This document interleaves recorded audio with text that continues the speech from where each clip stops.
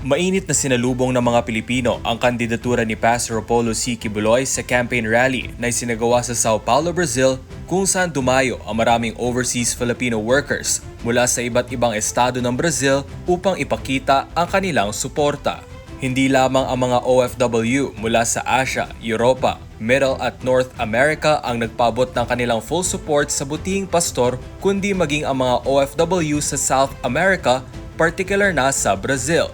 Ayon kay Leila, isang OFW sa Brazil, naniniwala siya sa kakayahan ni Pastor Quiboloy na makatulong hindi lamang sa Pilipinas kundi pati na rin sa mga Pilipino sa iba't ibang panig ng mundo. Sana manalo po si Pastor Quiboloy.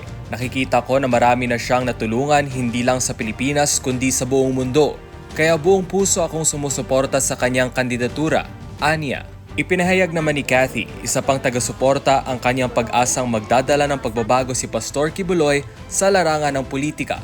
Alam naman natin na hindi politika mismo ang marumi, kundi ang mga taong nasa loob nito. Umaasa kami na may tunay na pagbabago para sa ikabubuti ng ating bansa at ng sambayanang Pilipino, sabi niya. Samantala, binigyang diin ni Gina Robles, isang OFW, ang kanyang paniniwala na isang leader na may takot sa Diyos ang kailangan ng bansa. Kailangan natin ng isang pinunong may dignidad, may respeto sa tao, at may isang salita. Alam kong si Pastor Quiboloy ay makakatulong sa pagsugpo ng korupsyon sa Pilipinas, anya. Nagpahayag din ng suporta si Eduardo, na isa ring OFW. Naniniwala ako sa mga hangarin ni Pastor Quiboloy, lalo na sa kanyang laban kontra korupsyon at pagsulong ng mga programa para sa may hirap at sa kalikasan. Nakikita ko ang ginagawa ng kanyang simbahan para sa kapwa, kaya buong puso akong sumusuporta sa kanyang kandidatura, pahayag niya.